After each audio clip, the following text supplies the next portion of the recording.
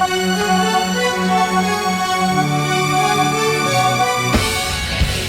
guys, welcome back to the Road to Recovery podcast. I'm your host, Tommy, with my illustrious co-host, Ryan.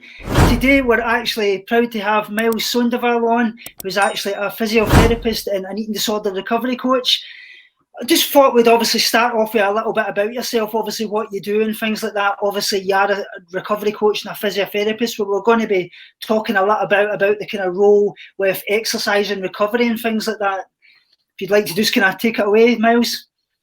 Yeah, so as a physical therapist within the traditional American healthcare system, I like to see folks who have injured themselves from overuse um, injuries. And so that might be like stress fractures, it might be osteoporosis. Um, but more so than that, I really prefer to start the discussion, start talking to people before they actually hurt themselves. And so, what I really prefer to do is start an open discussion. And I also offer coaching to help people who recognize that something's funny, there's a problem, and who wants to kind of soften that relationship or break some of these routines before they do end up hurting themselves, getting a stress fracture, needing a knee replacement down the line. Yeah, I can obviously relate to that. I think with me, it was soft tissue damage. I think that seems to be quite something that's kind of prevalent. Ryan's actually suffered with that as well, haven't you, Ryan? Oh man, let me tell you, it's living the dream here, and waking up every morning, cracking like a grandma, and yeah, that's my life. It's my life in a nutshell. I guess what we would actually kind of want to talk about is a lot of people obviously worry about exercise, and it's really hard to break that kind of over-exercise compulsion that tends to go hand in hand with recovery. Is there any way you can help people kind of get through that and kind of navigate it to do it in a healthy way before they actually, or as a certain weight before they can actually get to that kind of stage? Yeah, so within the eating disorder world, some people have that kind of same disordered behavior around exercise, and some people don't. And the problem with kind of treatment as usual, if you will, right now, is that it either tends to overlook it completely, or treat it like an abstinence only forever issue, right? And we know how well kind of abstinence only education works in general. Fantastic. Or, yeah. Or we get kind of this packaged like just do yoga, and that is a great exercise for people, with eating disorders or people with eating disorder in eating disorder recovery. But kind of the problem with that is that much less what the exercise is, I'm sure y'all are aware that it matters a whole lot more how people are exercising. Right. Yeah. And with the kind of commercialization of yoga in America, especially, going to yoga is not a surefire way to break a compulsive exercise habit, right? So when people are in a higher level of treatment, most of the time it is appropriate and indicated for people to take a break, take a step back, which usually fits into kind of the larger treatment paradigm. People are doing important work. People are resting their bodies and refeeding. And that is a really important piece of the puzzle. And kind of even the kind of alcohol or drug treatment advocates that talk about moderation as a long-term solution, even within kind of the alcohol treatment paradigm, moderation advocates usually ask people to start out with a certain period of abstinence, and then a reintroduction of in one case alcohol, or in another case exercise. And so kind of the nice thing about where I like to work with people is they're they first need to medically stabilize, right? And most of the time when people have access to the appropriate care, they can go to either an inpatient or a day program or an outpatient where they can medically stabilize and refeed, and then step back out to integrating in the community. But it's kind of that transition that can be a I don't want to say risky transition, but it's an opportunity to either set positive habits or kind of, go back to old habits. And it's a great opportunity to open a discussion about exercise back up for people who are interested in getting back to it, and for people who it's medically appropriate to get back to. And as far as kind of abstinence only education goes, it runs into a problem in that we are, we are all human beings, and we all move our bodies to a certain extent from the moment we open our eyes in the morning and swing our legs over the side of the bed. We are all humans in bodies that are moving. And kind of taking an abstinence only approach fails to give people the tools they need to make informed decisions about, well, should I take a job as a post office worker or a mail carrier if I'm going to be walking for miles every day?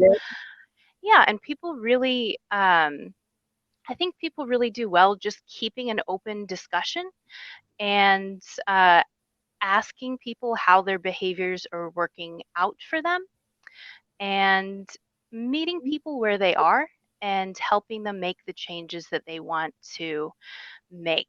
And with exercise, just like with food, there's no one special diet or recipe that if you eat these things, then you won't have an eating disorder. And the same way, there's no one special exercise where, like, if you do yoga or if you do Tai Chi, you won't have a compulsive relationship to exercise. Right.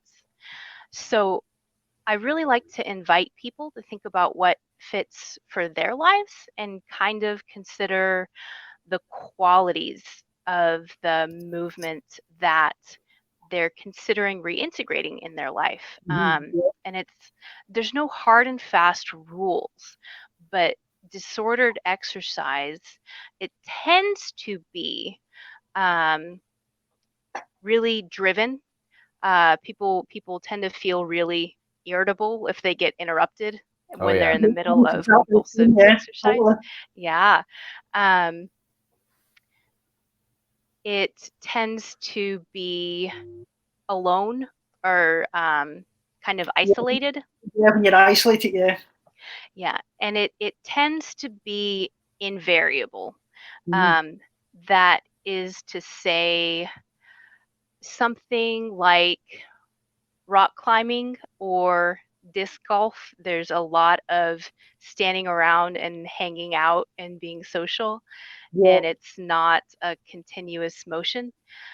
So that kind of brings us to, well, what would a healthier relationship with exercise look like? And again, it's not black and white, but kind of as a guideline, healthy exercise tends to be a little bit more exploratory or experiential. Moving for the sake of moving, or listening to music and seeing how it makes your body want to move. It tends to be social. Pre coronavirus, the last 3 months has just changed that. Yeah. But if we can imagine all the way back to pre-corona land, and I know we were just talking about this forever ago, pre-coronavirus, it might be a game of pick up basketball or a game of disc golf where people go out and play together. And kind of the third thing, there's some variability in it. So with disc golf or rock climbing, we have periods of activity and then periods where people rest and hang out and connect, and then periods of activity.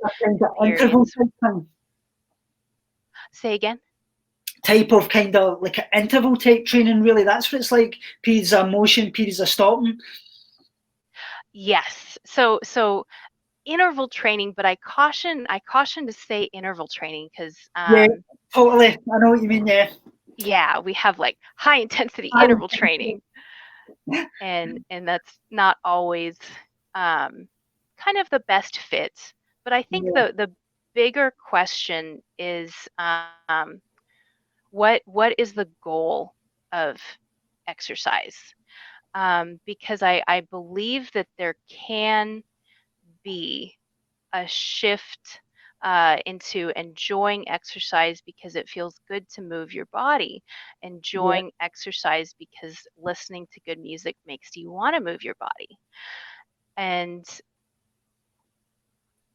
it stays an open discussion because it really invites people to be honest with themselves and consider, the same movement from the outside.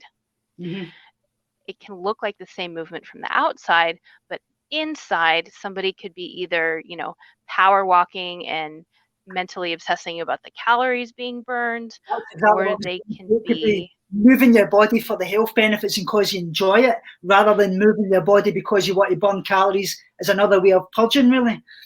Exactly.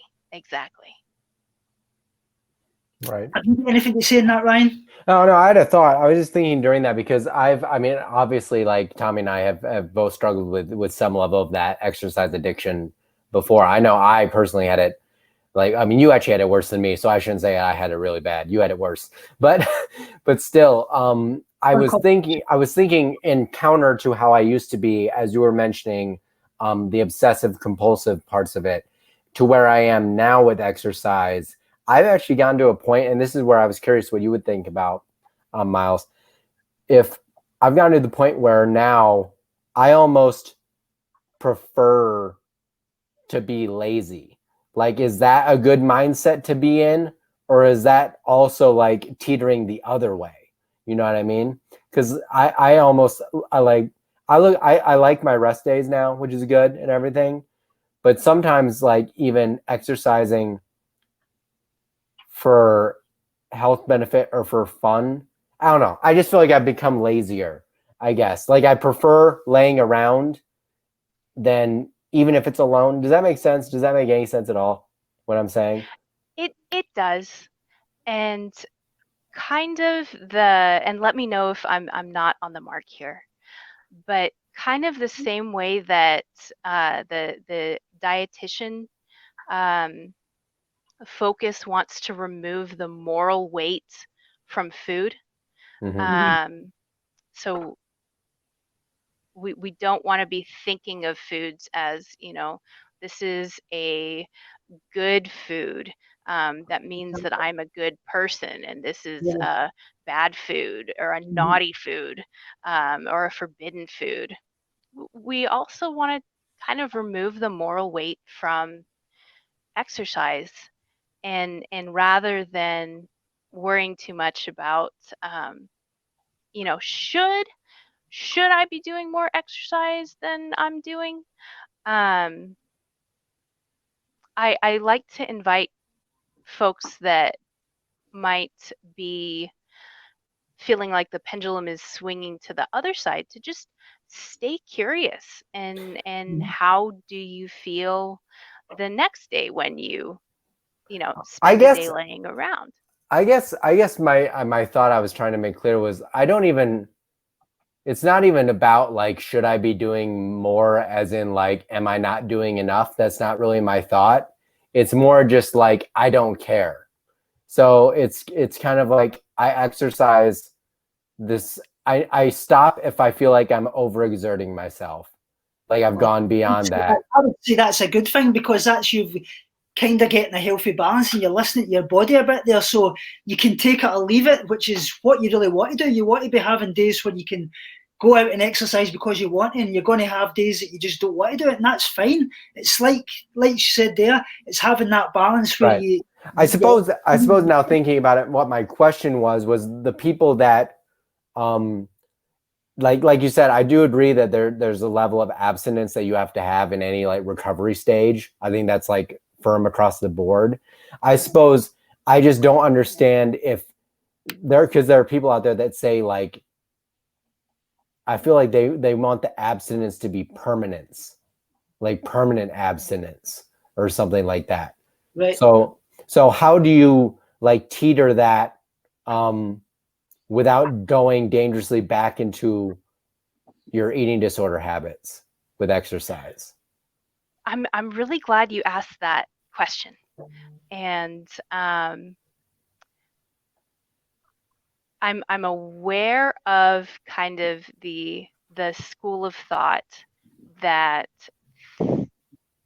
looks at exercise as an inherently disordered behavior for people with a history of compulsive exercise, but kind of like the same way that somebody in recovery from maladaptive sexual behavior, the answer might not be, permanent celibacy for the rest of their life.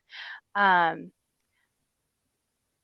don't know that permanent abstinence from exercise is even possible. Because kind of like I talked about earlier, as soon as we wake up in the morning and we walk to the bathroom, like we're now a body in motion. And I don't know that going back to kind of a structured checkbox gym routine is usually the best place to start when reintegrating exercise.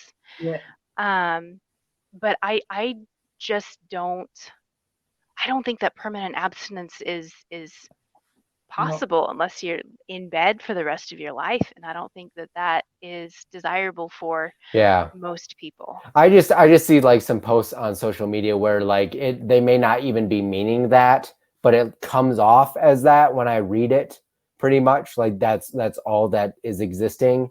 For myself personally, to not get back into that repetitive mindset of wanting to like keep going and going and going, if I don't have like if I'm working on, I don't have like a checkered box list, I'll end up never stopping.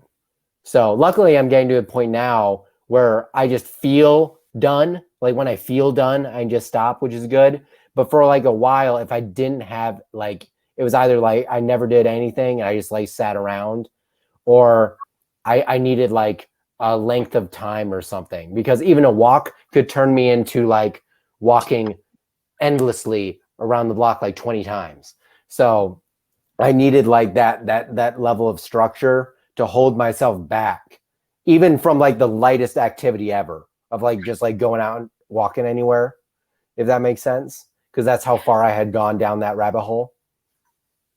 It does make a lot of sense. And we keep kind of coming back to the middle path, not swinging too far to either well, I mean, side the middle path is always the right path. Usually there's always a middle path for everybody. So there's if there's anything that can come out of like any conversation about eating disorders or health or anything associated with that, or like mental health, it's like there's if it's extreme anything, you should turn away from that, because it's wrong. Like no matter what it is, like extreme anything is always generally wrong from my personal experience and just witnessing other people. So I think what I was going to discuss was kind of the problem I had with therapy myself. When I was actually my very early stages of recovery, I was basically told that I wasn't to do any exercise at all. And what it actually did with me, in personal experience, it sent me further back into my eating disorder a little, because I got to the point I was constantly fidgeting. If I was even sitting, I had to move my hands. I was constantly moving my legs. I was running on the spot when I was in the bathroom and things like that. So I think, like you said, it's kind of finding that balance. So it's not too extreme, but it's at the same time, it's not sending you back the way. So that actually leads me to a question for you, Myles. Because of that exact behavior, and I had the very same thing, Tommy. When I was told, like, way in the beginning, like I couldn't do anything. I was like banned from going to the gym. They like wouldn't let me in. Parents were like yelling at me. It wasn't allowed. I would start like fidgeting and like popping my leg, like any movement to create that like sensation of I'm doing something. So when you're in that kind of moment, how can you help someone out? Like, how can you lead them into a path so that maybe they can get some level of movement back in their life, no matter how limited or whatever? How do you start from there and move that person forward? So that's a tricky question, and I'm also glad you asked it, because it depends on whether or not somebody's medically stable.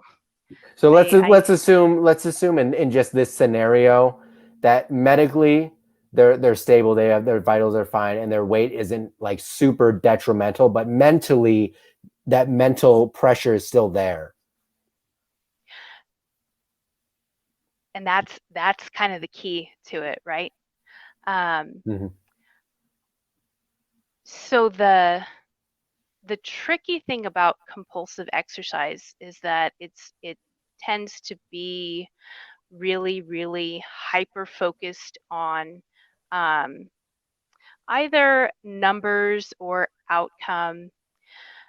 And it's strange because compulsive exercise or compulsive movement it's movement in the body, but it also depends on, it's also very disconnected from the body. It depends on ignoring body signals for, am I tired? Am I fatigued? And the same way that somebody might have to relearn hunger and fullness signals, and so might benefit from some structure like you were talking about, because their hunger and fullness signals. Say again, Tommy? Basically, what I did with that, I was like eating by the clock because I didn't have those hunger cues and things like that. So that worked a lot for me. Yeah. So the same way that people might benefit from a temporary higher level of structure, that also applies to the physical activity and movement piece. And there's really no way to kind of compulsive proof an exercise. Yeah. But I encourage people to explore movement for movement's sake, and to try to reacquaint themselves with physical cues from the body. What does it feel like while I am moving my body? Can I feel my toes? Can I feel my muscles? And yoga, I think one of the reasons it gets brought up so frequently is that yoga used to be a very nice way to do that, and that used to be a bigger focus. Originally, there was a big focus in yoga on the meditation and the breath work. And then we had kind of the physical asanas or poses as this one leg of the stool. It's gotten harder to find a yoga studio that kind of encourages that level of focus on the meditation and the breath work, just because it doesn't sell the same way that hot power yoga does. Yeah, no joke. Yeah, that's exactly what I was thinking. So the question is, can we give people some structure, I think like you were talking about, Ryan, where left to your own devices at first, a walk around the block could turn into just, walking to who knows where. I would literally walk around the block several times. Like I would go and go and go. And I would give myself excuses for why I was doing it. If I was like playing Pokemon Go on my phone, I would use that as an excuse and all of these things. So that's kind of why I had to like taper it back. And even now when I do walks, one thing I do is if it's an extra physical activity, and this is just what works for me personally, an extra physical activity that isn't like me working out 4 times a week like I normally do.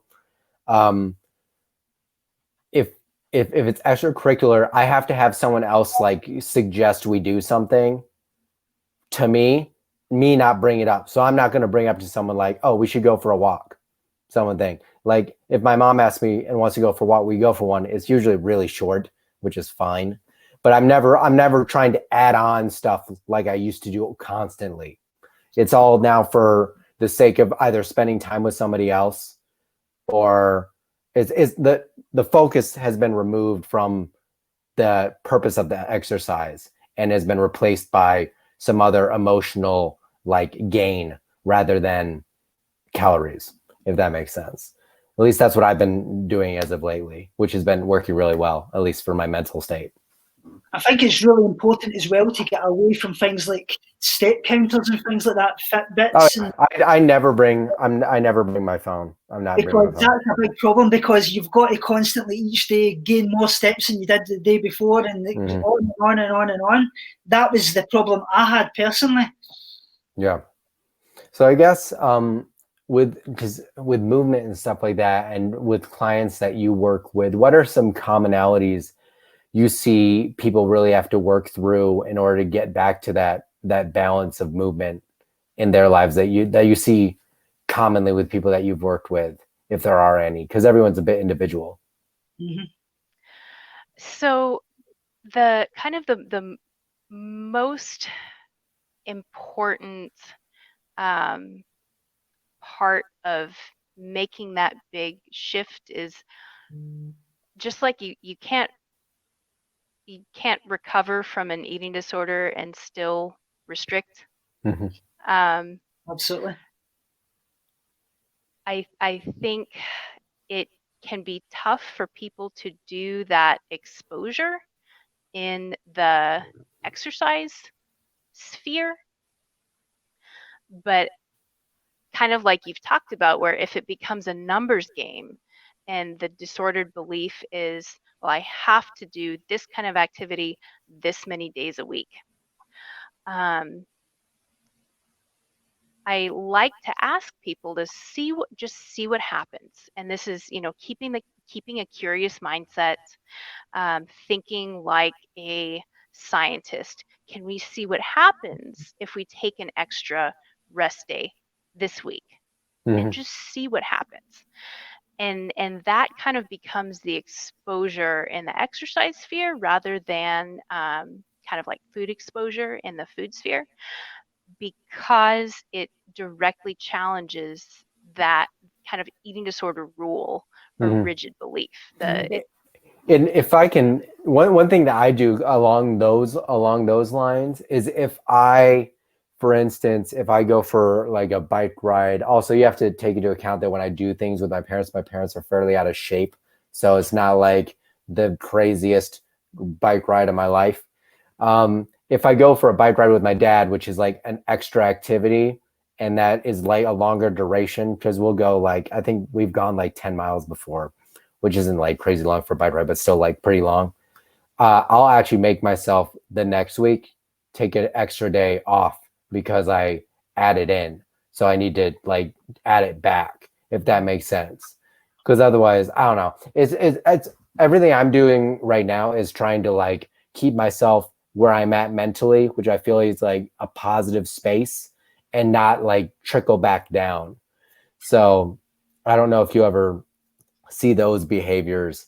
Do you, I guess when you see people, because like me and Tommy, we both relapsed in our mindset and like physically where we were at before. When you see someone doing that, what kind of interventions can you make comfortably with that person to try and like reset them onto the right path without making it so overwhelming to them that they just freak out more and restrict even harder? I'm glad you asked, because it comes down to a really foundational philosophical thing, which is as soon as people are adults, you can't really make them do anything. Right.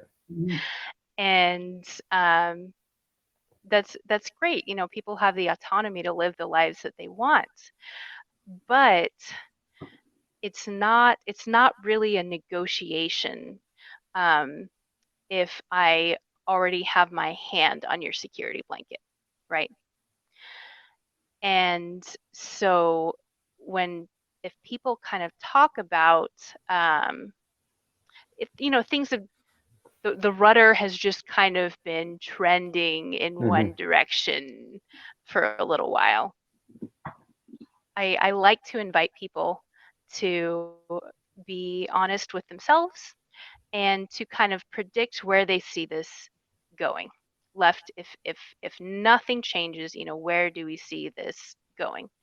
And when it's an open discussion, and when people honestly consider it,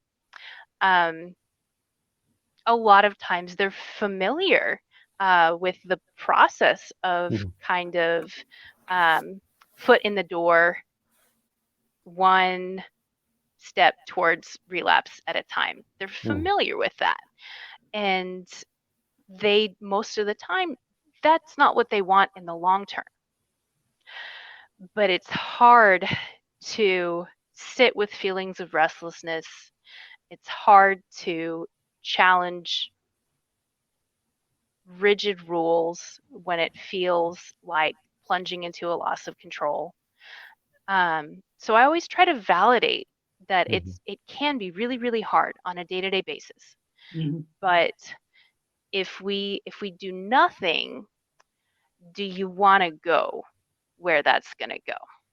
And most of the time, yeah, go ahead. Oh, no, something along with that thought, something that I've found for myself to be helpful, and and then this goes along. So I also, on top of this, I have a separate chronic illness.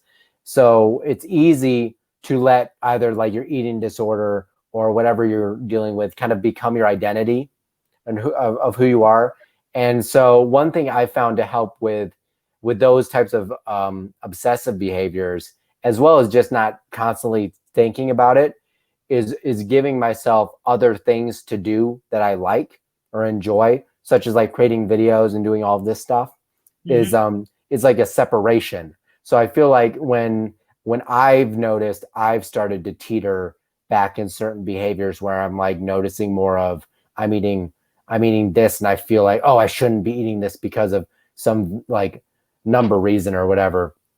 I try to focus my mind on like some other form of work, which in this case would be like working on videos and stuff like that. So I think that can be helpful for people that are starting to teeter, is maybe along with validating what they're feeling, because it's very true. You can also suggest or bring up like, what are other activities, even talking about exercise, outside of exercise, that you enjoy and can dedicate that same time to, but in a different way, to mix it up. Absolutely. If that makes sense.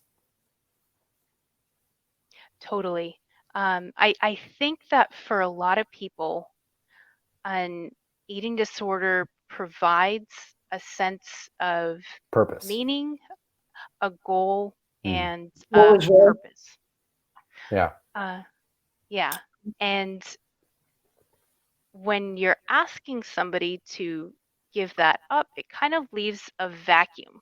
And it's really a beautiful opportunity to redefine the self and kind of get back in touch with things that you might have wanted to do or thought about when you were a kid, and explore what else gives you a sense of meaning, a sense of purpose.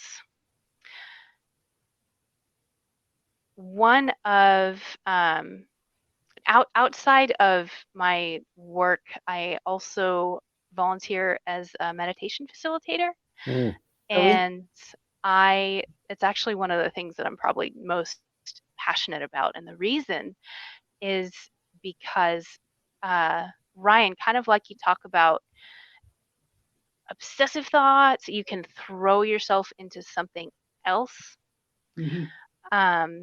I like to think of, and I like to teach that the breath and the body are always something that you can ground yourself in, like the breath and the body in the present moment. And that's portable. It's always with you. If you're not with your body, there's a bigger problem to be addressed. And so I like to invite folks to, okay, thinking spiral, can we come back? What does it feel like to be breathing in? What does it feel like to be breathing out? What's going on in the real world right here, right now, so that I don't keep spiraling off into thought land? And for anybody who's interested in applying mindfulness and meditation to recovery, I facilitate an open Zoom group on Thursday nights, 7 to 8:30 Central, and that's something that I feel really passionate about, because for so many people, the barriers to resources and the barriers to treatment are financial in nature. And especially in the US, you must be this sick to enter, but you can't be too sick or you'll just get rejected either.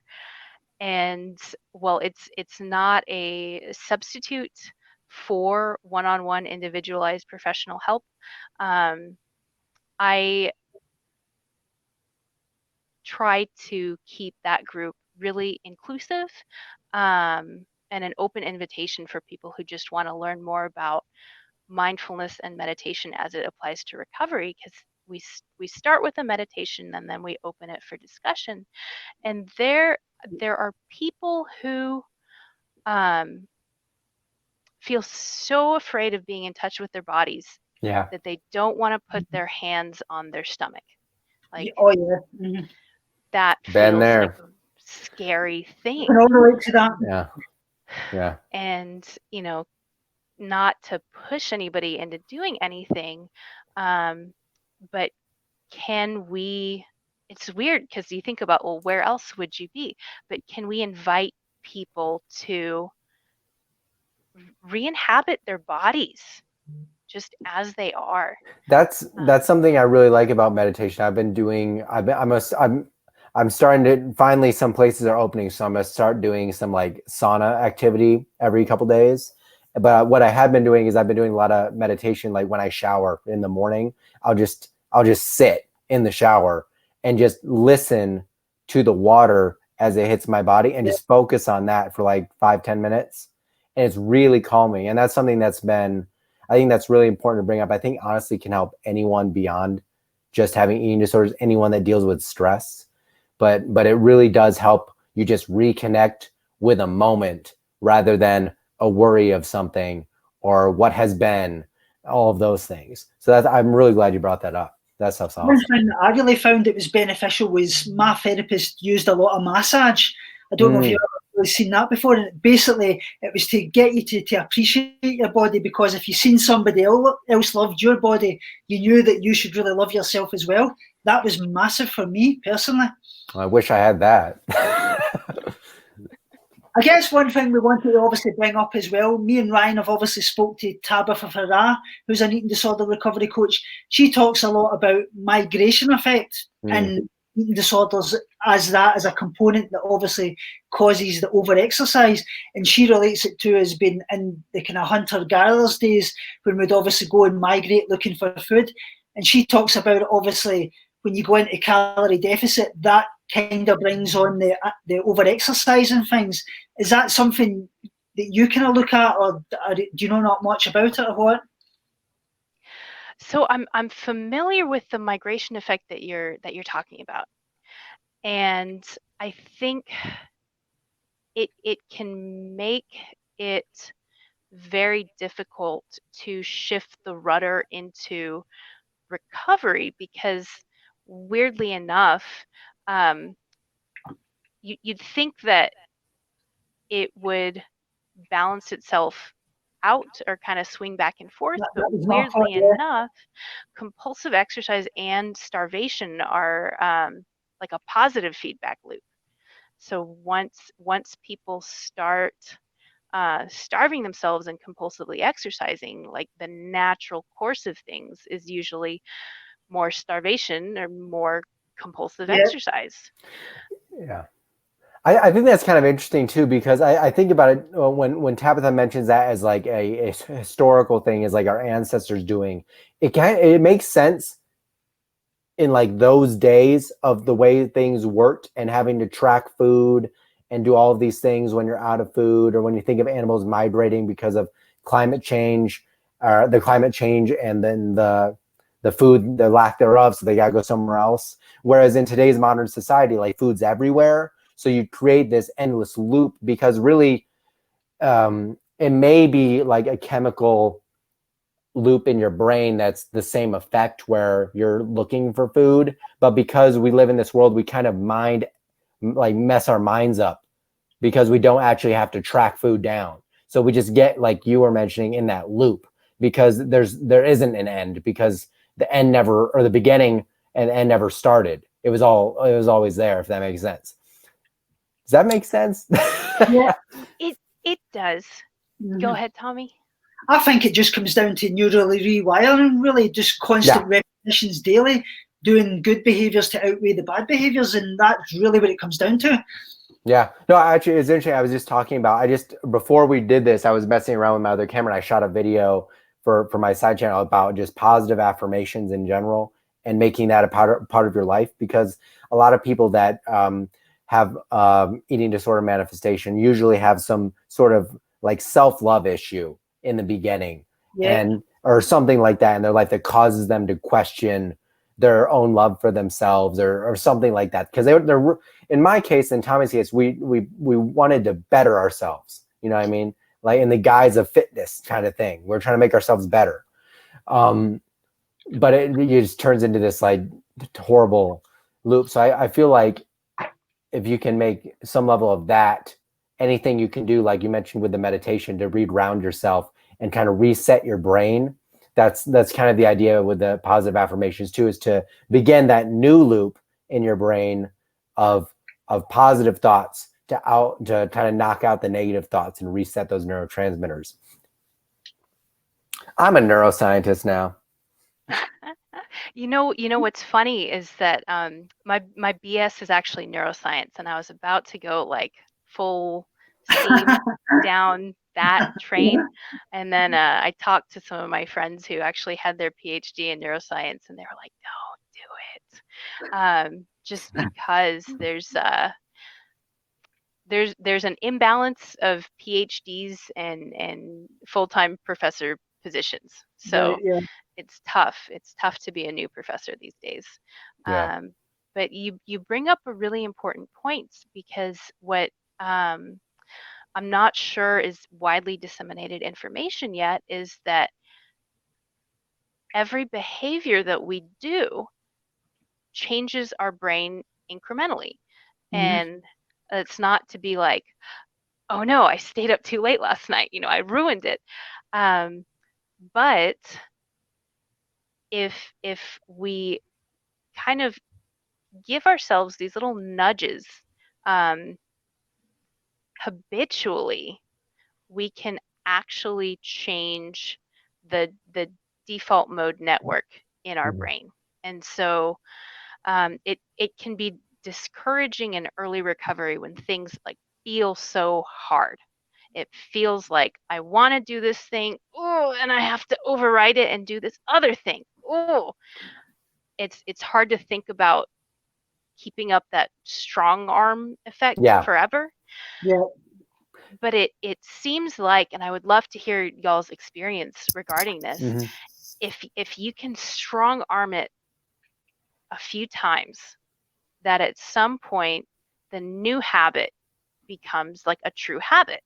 and that becomes the first thing that you think of doing, rather than having to shift and think about doing the right thing every time. Does that kind of ring true? That rings true for me, yeah. And the only problem was, I would probably say at the very start, trying to implement that every day was a bit of a problem, because I always put it off, and I would say, I'm going to do that tomorrow. Tomorrow never came. So it was doing it every single day. And once I'd done it every single day, it just became so easier after roughly weeks, really. Yeah, but I mean, obviously the fear of doing it. Yeah, no, I agree with you. I think it can go for like a number of different like behaviors that people do in general. But I remember at the beginning of my like really bad anorexia, where like I actually started seeking help, I would do this thing where, because I couldn't exercise, I would try to find like any way to move I could to like keep it going. So I would make breakfast and then I'd eat upstairs. So I'd run downstairs, get a fork, run upstairs, put the fork upstairs, run back down, get a knife, and do like one by one, like one thing at a time to constantly give myself more movement. So yeah, that was something that I actively had to like re-loop my brain out of doing. I can't even imagine doing, like looking back on it, like I can't even imagine that was even a reality in my life because of how crazy it is now. You know what I mean? So I definitely think that's a thing. I think that's a really important thing for people in early recovery to hear, Ryan. Oh yeah, it was bad. Yeah. It's just so funny because sometimes I remind myself, or I'll just be sitting and I'll remember back to way when, and I'll be like, man, I can't believe I did that. I held a plank for how many minutes every day for no reason all the time. I would just like stop and just like do a plank in the middle of the floor for like 10 minutes. I was really good at it. But like now I'm just like, why the hell was I doing any of that stuff? It's crazy. My exercise was that bad that I was I know. 15 hours a day. It was absolutely insane. Yeah. I would go to bed and I would probably sleep about 1 hour, and I would be up running on the spot, press ups, everything constantly. It was just absolutely insane. I think my body was just basically running on adrenaline, because I didn't have any muscle mass or anything, and obviously burning up tissue like your heart and things like that, which people don't quite understand is actually a muscle as well, and it's the first thing that your body uses to get energy, and that's what brought on my heart attack as well. So it's important people can understand that as well, that can happen. Yeah. Definitely. I think, Tommy, you bring up a good point as well, that sometimes it's not the explicit damage that disordered exercise does. Sometimes it's just, how much time is it taking up that could be spent.